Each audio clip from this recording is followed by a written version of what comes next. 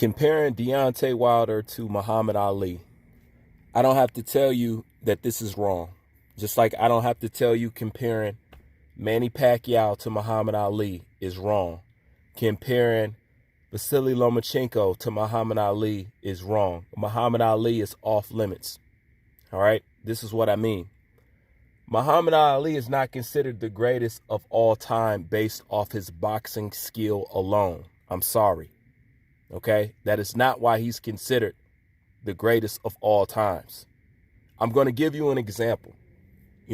I was heavy into bodybuilding. I still am, but I cut it down, since starting boxing and all that stuff. And Arnold Schwarzenegger is regarded as basically the father or the most known face for bodybuilding, right?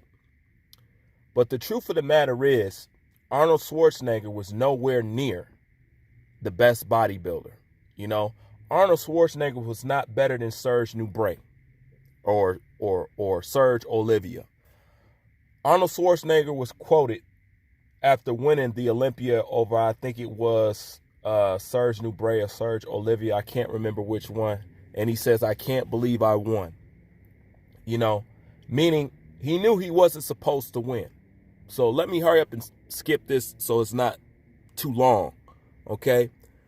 The reason why people choose, or Joe Wheeler at the time, chose to make Arnold Schwarzenegger the face of bodybuilding, and why Arnold Schwarzenegger is so associated with bodybuilding, is because of his character. He was charismatic, and he could talk in front of a camera, and he could lure you in. Therefore, he was great for business, okay? Me personally, my favorite bodybuilder, one of them, but my top favorite of all time was Frank Zane, okay?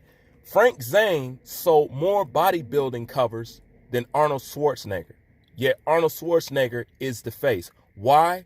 Because he had the character, okay, to push the sport forward. He made it popular. You know what I'm saying? When you say, "I will pump you up," everybody knows who that is, and everybody knows who said that. Arnold Schwarzenegger made bodybuilding popular. Is he the best bodybuilder? No. Most people would say that is Ronnie Coleman. At least that's who I view as one of the best bodybuilders ever, period.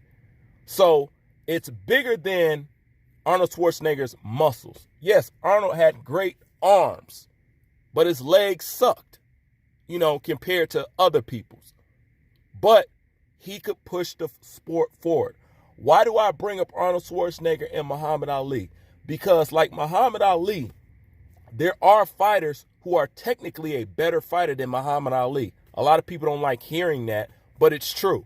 Technically a better fighter than Muhammad Ali. You know what I'm saying? To tell you the truth, technically, Floyd is a better fighter than Muhammad Ali. Technically. Okay? But does that mean he's greater than Muhammad Ali? No. Okay? The reason why people call Muhammad Ali the greatest is because of what he stands for. What he stood for, number one, at a time where it was dangerous to speak his mind like he was. He stood up against the war. He stood up against racial inequality. And he stood up for basically himself as being a black man in America and fighting for his identity and his history and being proud of himself. You know what I'm saying? He gave his people pride. You know what I'm saying? He showed people what it's like to have conviction and be confident in yourself. And not only that, predict the rounds that you was going to knock people out. People haven't seen or heard nobody like that when Muhammad Ali came around. You know what I'm saying? He was considered a crazy man, but he was charismatic. You know what I'm saying? What he stood for was greater than just boxing. And not only that, he embodied the sport of boxing. He made boxing popular. If it was not for Muhammad Ali, there would be no Rocky franchise. Did you know that?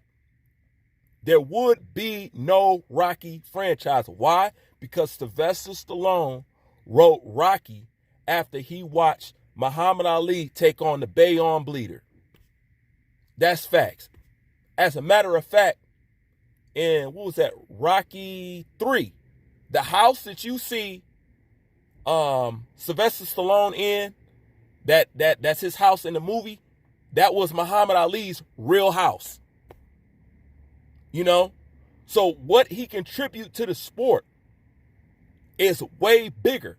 So when you take fighters and you compare them to Muhammad Ali, it's very insulting. He is off limits. He is above the level of comparison. Okay? It's just like when you say, well, who's the greatest rapper? You know what I'm saying? The first thing you cut off top is you can't use Biggie and you can't use Pac. They're in a class all by itself. You have to start under them. So to take a Deontay Wilder and compare it to a Muhammad Ali, first of all, what makes a boxer great? It's not the boxer. Do you know who and what that is? It's their rival that makes them great. Okay? Your rival is what makes you great. This is the same thing I say about Vasily Lomachenko. He will never be great until he finds his equal. You need a Joe Frazier. Okay? You need a George Foreman. When you face threats and look death in the eye like he did, facing those kind of opponents, then you can catapult yourself to some kind of greatness.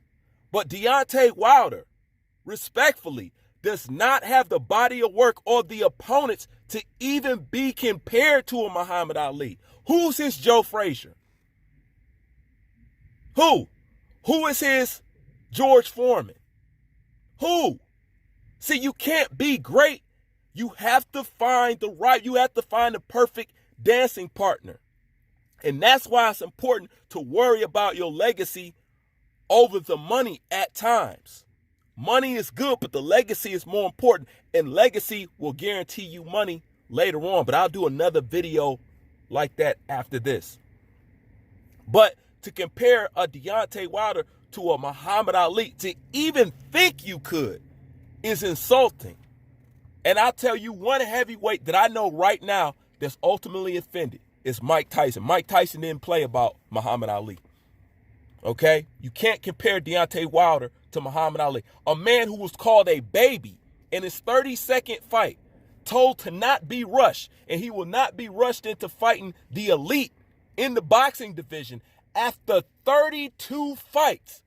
There's no way in the world that person can get compared to Muhammad Ali. Okay? The Muhammad Ali, no, there's no way in the world. Everybody knows who and what the rope-a-dope is because of what? All right? And speaking of the Rocky franchise, maybe something that people don't remember, Rocky performed the rope-a-dope on Mr. T. You know what I'm saying? When he took him back to the corner, he's like, man, what are you doing getting hit out there? He's like, no, man, I know what I'm doing. I know what I'm doing. He's getting tired. He's getting tired. He's getting tired. You know what I'm saying? That was him doing the rope-a-dope. Okay? He contributes too much to the sport to think you can compare him to a guy who was fighting bums, lower opposition. Okay? You can't compare him to that. Luis Ortiz was not no Joe Frazier, and damn sure wasn't no George Foreman. It's insulting on anybody's level. So I'm saying it right now. Stop comparing boxers to Muhammad Ali. He's too high. He's too high. You can't reach up there. Because the reason why he's great, it's more than just boxing. Leave your thoughts in the comment section. Bruce Vane, I'm out.